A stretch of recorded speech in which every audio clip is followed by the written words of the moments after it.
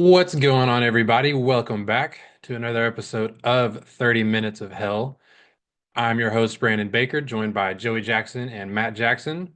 Quick reminder, we are brought to you by the Field of 68 Podcast Network. You can find us on YouTube, on Twitter, Apple Podcasts, wherever you get your stuff. Be sure to like, subscribe, comment, retweet, whatever it is you do on those sites. We unfortunately have a little Arkansas basketball to talk about this week, and it did not go well. Hogs started 0-2 in SEC play for the second consecutive season, looking to avoid a consecutive 0-3 start, but it's going to be very difficult with their next opponent being also very good, just like everyone else in the SEC is this year. But we'll get into that here in a little bit. So let's jump right in. I want to bring something up right off the bat before we really get into specific details about either of these last two games that we've watched. But I just feel like I have not seen a leader on this Arkansas team really emerge yet. And what I mean by that is like that coach on the court type of player that gets his team going, that can dictate, offense or defense with his voice, can control energy, things like that. Like obviously Boogie is the leader of the offense, right? Like he's controlling the ball, controlling the pace. Thero shoulders a lot of weight. Certain players are playing their roles pretty well, but I just have not really seen that vocal guy yet. And I think it's becoming a big deal. And like I understand that both teams that we have played have been really good, but the loss to Ole Miss at home is something that you can't do with this conference being as tough as it is right now. And I think that is an underrated or maybe overlooked reason as to why we're maybe seeing some of these struggles. What do you guys think about that? Have you seen someone talking more than I have? I could be wrong, but I feel like I haven't seen it yet this year. No, and I think I don't know if I'm speaking for all three of us, but to me, I expected either Nelly or Jonas Adu to come in and kind of be that vocal leader. I didn't really expect it to be TB just from what we saw from him last year. I didn't expect it to be a freshman. I didn't expect it to be Boogie. Um, uh, Thero has kind of been, even like last year, a pretty quiet type of player. Like he's not a very vocal guy. But I really thought that it was going to be Jonas, and I'm kind of disappointed with what we've seen as far as leadership goes on this team so far. And like you said, Brandon, that Ole Miss loss is just unacceptable. In a conference as strong as the SEC, you can't drop any games at home. Like that one's going to be one of those games that we at the end of the season come back to and be like, man, if we would have kept that 11-point lead that we had in the first half, or if we would have sat down and not let a guy blow by us in the last 10 minutes of the second half every other possession, and we secured that win, then we'd be in the SEC, or we'd be in the March Madness tournament right now. Just going back to the point that we spoke about last episode, we can't drop these. Like we've said, like none of these games are givens. Like we don't expect to come in and win any game, but these home games that are winnable, we have to capitalize on, because to Matt's point last week, we don't want to come in and play the numbers game at the end of this. We don't want to have to be like, okay, well, Kentucky's got to lose for us to get a spot in these last two games. We want to be able to have a spot because we've come in each night and done what we needed to do, and that all starts with the leadership side of things, and we just haven't seen that yet. It's a very passive type of team that we've seen so far. Yeah, and I mean, this is the same exact thing we talked about. I don't know how many times last season. It's a reoccurring theme. It Which seems is concerning. yeah, which it's a reoccurring theme in Arkansas basketball, or Arkansas sports in general, is not having that leader on the court. So you would think that there's one guy that has played in both systems. Maybe he could be. Brazil's not showing it. I know we don't expect him to be, but I mean, the on-court leader does not always have to be your best player. He just has to be a guy to get you going. I But agree. the only thing that I'm seeing is guys who make big plays turn into a leader for X amount of seconds until they mess up, and then they're not the leader anymore. So like Billy Richmond makes huge plays on defense sometimes, and he's hyped up, he's getting after him, and then makes a bad pass, and then he's not the leader anymore.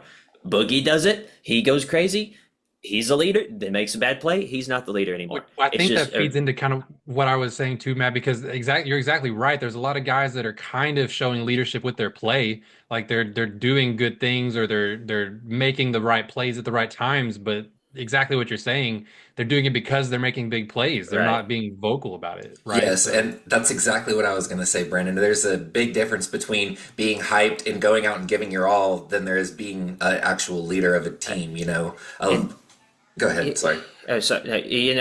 one person we didn't mention, I don't think, is we thought John L. Davis was going to be this. I thought John L. Davis was going to be this. He's the he's a senior, right? yeah, oh yeah, Yeah, I fifth mean, year. he has the most experience. He has March Madness experience. Adu has it too, but I mean, he was the guy on his last team. He was the leader. Where is that? I I'll tell get you, his roles changed.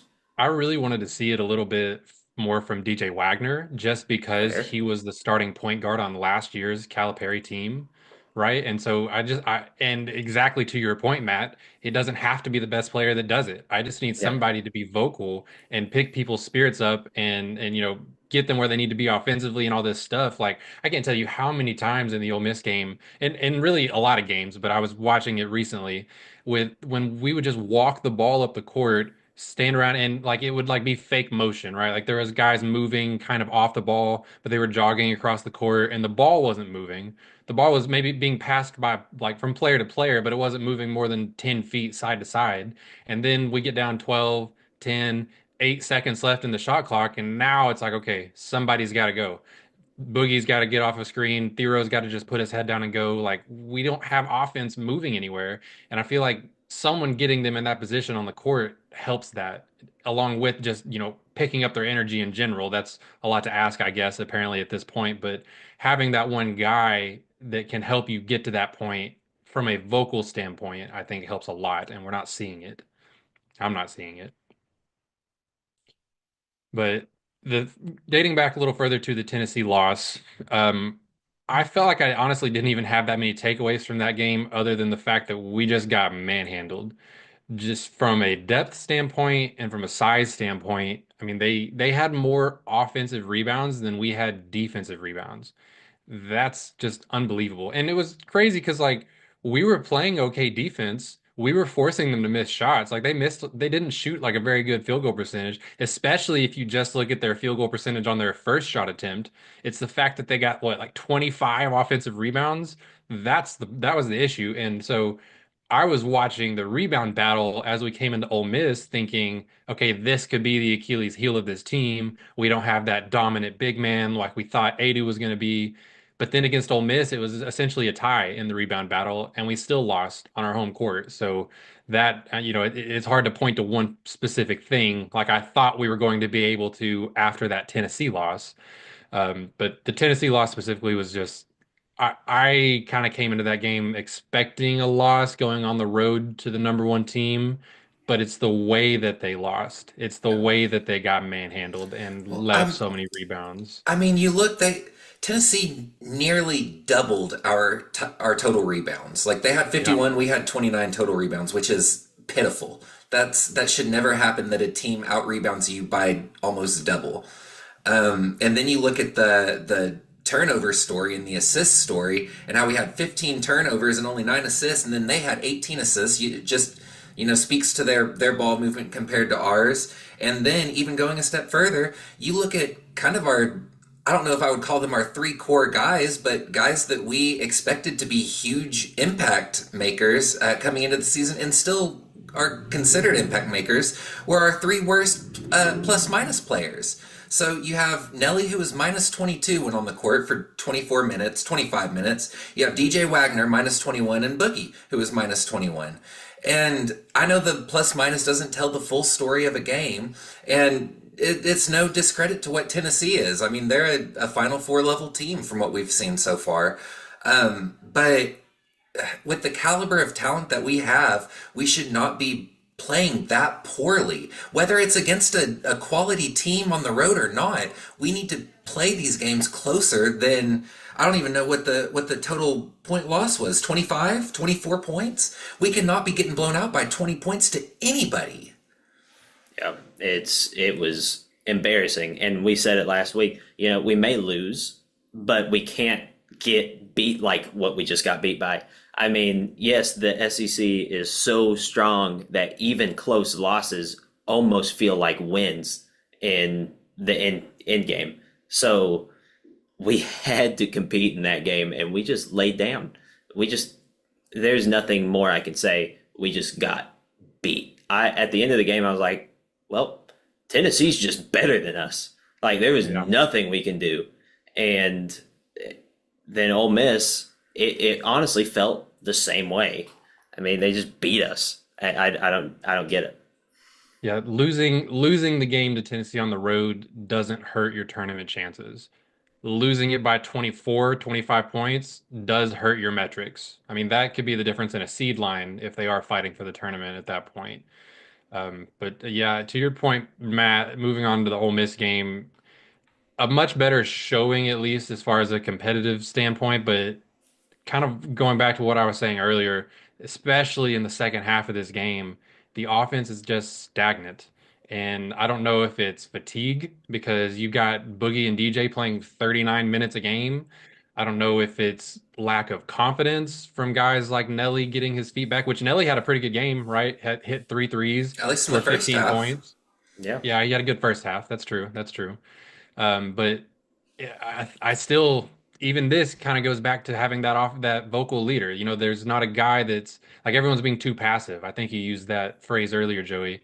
Not wanting to step on each other's toes at times. No, you take it this time, I'll take it this time. It's not a cohesive offense, right? There's nobody running the show that well from like a coach on the court perspective. Not to discredit what Boogie is doing and the assist totals that he has, his assist to turnover ratio looks good. He's still doing really incredible for a freshman, especially from a playmaking perspective. But even Boogie is being a detriment right now with his field goal percentage. He shot like 33 and 25% the last two games or something like that. And he's, one of eight from three against Ole Miss is just not going to cut it from your leading shot taker. And it's not like he's shooting 30% on low volume. Like he shot the ball 20 times against Ole Miss. Not to say that we don't want him to take large volumes of shots, but if the shot's not falling, you got to do something different. We've talked about getting to the line, shooting free throws, and it's just when you're shooting that poor of a percentage, you can't just keep chucking up threes, going 1 for 8. Yeah, in his defense though, who's going to do it?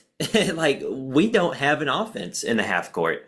I mean, if we don't get on a fast break, we, like Brandon was saying, it's just pointless passing at that point. Dribble handoffs, and then 10 seconds on the shot clock. Uh-oh. And Boogie usually is a guy throwing up a shot. It's like he's the only one that continues to have confidence to shoot. I don't know, but we're not getting good looks in general. So I don't want John L. Davis doing what Boogie Flan does and, do a couple dribble moves, spin around, fade away jump shot, because I know Boogie can hit those every once in a while. I don't know if John L can, I mean, Yeah. It's really another case of, not to say that Cal's a bad coach. Obviously, he's a Hall of Famer, but it was the same problem that we had with Muss last year, where he gives the free reign over the players to do what they want to do. He doesn't really have set offensive schemes. And there's a lot of good in that. Like there's a lot of good in letting your guys play. But I feel like we are a broken record saying we need set offense. We need to do things with the ball. We can't just pass it around the perimeter for, 20 seconds and then play one-on-one basketball with Thero, Boogie, Davis. It's not a solution to a problem. You may win a couple games doing that, but you're not going to make any run in the playoffs. You're not going to do any of that. It's frustrating seeing a similar sequence unfold to what we saw last year. And And to your point, Matt, about Davis too, real quick, I think it was Curtis Wilkerson that said something in one of his articles that I would love to see if you set plays run to him specifically, because if you can get John L. Davis a little bit more confidence and hitting shots, and maybe he gained some of that in the first half against Ole Miss, maybe we see a little bit better, but a few set plays to just get him the ball and a little bit of space to shoot or on the run, something to where he gets the ball in his hands more. I would love to see that.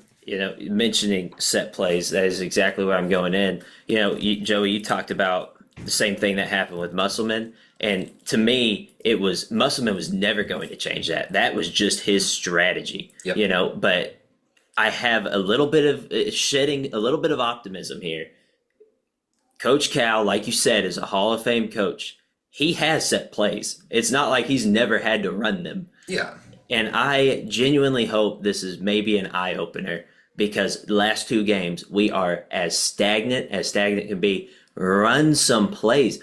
I haven't seen a team that we have played that hasn't ran plays. And the teams that we beat, we just beat because we're better than them, it seems like. So once we sit down and run plays, I really do think we can get Carter Knox a wide open three. I really do think we can get Adu on a pick and roll.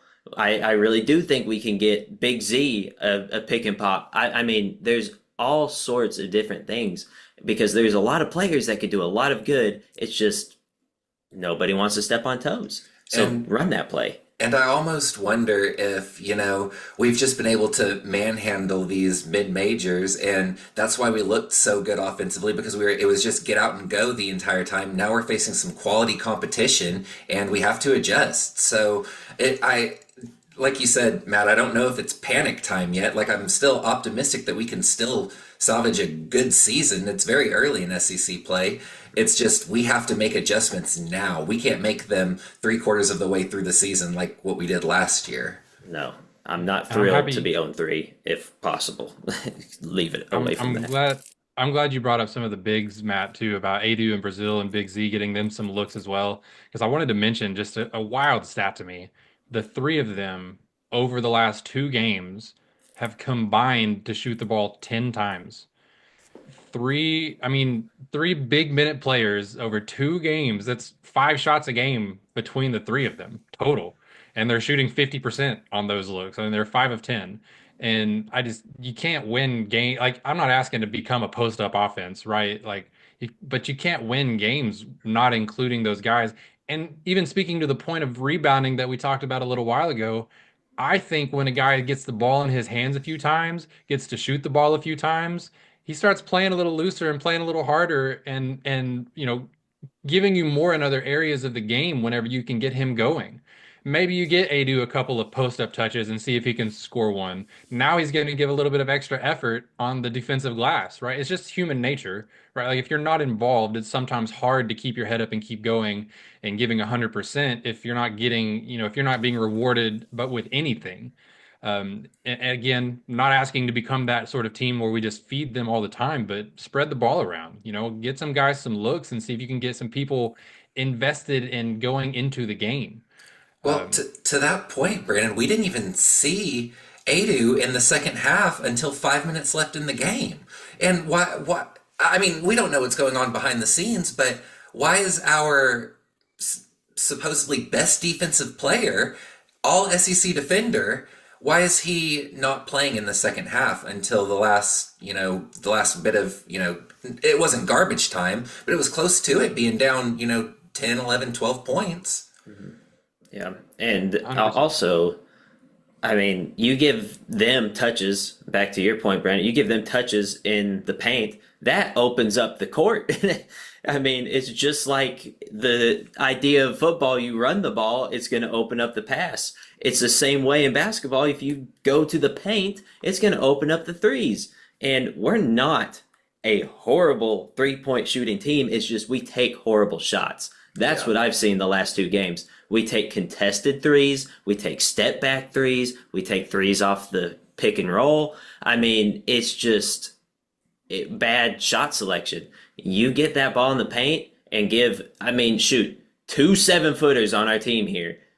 One of them insanely tall and long. He can hit you. He can hit you. So run it. You get him the ball. Get him the ball. Get somebody else the ball. I think a lot of the issue there with feeding the bigs is we've got two bigs who play primarily on the perimeter. We only have one guy who plays in the paint. That's fair. And, we only saw him for what, 20 total minutes last night? Yeah. And I think that 100%. may be a conditioning thing too for him. Which is fair, right? And you have your foot injury and he missed so much time. Like he's just now, for him, this is like the start of a season. Like Yeah. Yeah. this is what it was supposed to look like 10, 12 games ago. Yeah. And then one last thing to kind of piggyback off of that before we move on to the preview. I also just want to throw out that Arkansas has been terrible at drawing free throw attempts, drawing fouls. And I think it's exactly to what Matt just said about we have one player that's a physical interior player, and both of our guards prefer to throw floaters or play more like finesse players rather than seeking contact. We have one guy, Adu Thero, that is going to go in the paint looking to draw some contact as he gets to the rim. And I mean, obviously, different coach, different philosophy. We've grown used to seeing Arkansas among the leaders in free throw attempts, free throw rate over the last 5 years. They're currently ranked outside the top 260 teams in free throw attempts per game, easily dead last in the SEC. Um, we don't have to be a top 10 free throw attempt team, but I mean, that's not a good recipe. That's free points that you're leaving on the table, or that you're not getting an attempt to leave on the table. So that's, just aggression, spreading the ball around, move a little more. There's a lot of things that need to change with this offense, but all right, up next, it doesn't really slow down much. Hogs get a tough home game against Florida. We're going to take a quick break and we'll be right back with the preview. As you guys know by now, we've partnered with BetMGM this season. We'll be using BetMGM lines to make all of our picks, and we'll have special offers for the listeners and the viewers of the Field of 68 as we all get ready for the best month of the year, March Madness. If you haven't signed up for BetMGM yet, you can use the bonus code FIELD150 and you will get $150 in free bets on your first wager with BetMGM, regardless of whether or not you win that first bet. Here's the best part. All you need to do is deposit and bet $5 of your hard-earned money. This is how you make it work. Download the BetMGM app and sign up using the bonus code FIELD150. That's FIELD150. Deposit at least $5 and place your first wager on any game. You will receive up to $150 in bonus bets, regardless of the outcome of your bet. Just make sure you use that bonus code FIELD150 when you sign up. And remember, BetMGM is now available in one wallet in select states. As a New Jersey resident, this is super convenient when I have to go cover games in Philly or New York, which happens quite a bit. When you cross state borders, you just log into your existing account and fire away. You don't have to create a new account in each state. It's easy, it's simple, and it's clean. And most importantly, we have some fun stuff coming up for the conference tournaments and for the NCAA tournament. Bet insurance tokens, college hoops odds boost, and my personal favorite, a nice little parlay boost here and there. So download the BetMGM app and sign up today. Big news, guys. I am thrilled to announce that we have partnered with Autograph, a company founded by the GOAT himself, Tom Brady. The Autograph fandom app gives you access to the best college hoops content, fan contests, and exclusive rewards like discounted tickets, all for doing the things that diehard fans like you already do, following your favorite team in the news and listening to podcasts just like this one. When Tom, and yes, I am calling him Tom, we're on a first name basis these days, co-founded Autograph, he had one mission in mind: change the fan experience for the better. It works like this. You get all of your college hoops content you want in one place. You get articles from your favorite writers, pods from your favorite hosts, contests from your favorite creators, all on the feeds and the sites that you already enjoy. But instead of having to go to all these different places, it all comes to you in one spot, the Autograph fandom app. But here's the best part. The more content that you consume, the higher you rank in the app. As you consider the level up in status on the app, you can unlock unique rewards curated exclusively for you. So download the free Autograph app in the App Store and use the referral code F68, that's F68, or tap in at the link in the description below or in the podcast app of your choosing to start earning points for doing something as normal as listening to this very podcast. All right. Arkansas's next game to avoid going 0-3 in SEC play is against currently ranked number 8, Florida, at home at least. Is that right? Yeah, this game's at home. And it's going to be tough to avoid dropping to 0-3 for the second consecutive year. Florida is ranked very highly in a lot of metrics, but the one that really stands out to me is that they are currently the number 1 rebounding team in the country. And so I wanted to make that point earlier when we were talking about the Tennessee game because we struggled a lot with Tennessee with their size and physicality. Florida currently ranks number 5 in the country in offensive rebounds per game, number 1 in overall rebounds, number 2 in defensive rebounds. They're a big physical team that could give us a lot of trouble on both the offensive and defensive glass. I'm concerned about that. Hopefully, being at home, hopefully, the wake up call that happened against Tennessee with how embarrassing that rebound battle was, hopefully, we see some of those adjustments. I always say that, the easiest way or the quickest way to negate a really good rebounding team is to do so as a team and have your guards really crash the glass. And I think we have guys very capable of doing that. I mean, Davis has always been like a 4 or 5 rebound per game guy. Boogie is has the mentality. You see him down there fighting for boards a lot. I think DJ Wagner has the strength to be down there doing it. I know Billy Richmond is never going to stop fighting for a rebound, even when the other team has the ball. Um, I know that they can do that, right? We have the personnel to do that, to negate that type of team, but it's just about doing it, about making the adjustments and not giving them second chance opportunities, just closing out possessions. Exactly what I was saying against Tennessee. We played pretty good defense. They did not shoot a great field goal percentage. We just kept giving them look after look after look, and eventually one's going to go in. So you just can't do that against Florida. That's the number one scheme thing for me going into this game that you have to make an adjustment for that. But Florida is also a top 10 scoring team in the country right now. I think number 8 in points per game. They're number 4 in the SEC. Their only loss so far this season was to Kentucky, and it was a 106 to 100 point loss. So even their one loss, they hit 100 points. I couldn't tell you how rare that is in college basketball to not only hit 100 but also lose the game. Um, yeah, they're a well-rounded team, right? Like they don't really other aside from the one rebounding metric, they don't really stand out that much in their efficiency. It's not like they take a ton of free throw attempts. They're not like turning the or making their opponent turn the ball over that much. They're one of those teams that's just very well-rounded kind of across the board. And I mean, it's showing. They just beat the heck out of Tennessee a couple nights ago, the team that just manhandled Arkansas. So this is far. I mean, we talk about how no game is a given. This is a battle. This is a home game that almost is on the verge of even being winnable because they feel so good. I think every game in Bud Walton Arena is probably winnable, but this is one of your toughest home games that you will ever have against this Florida team.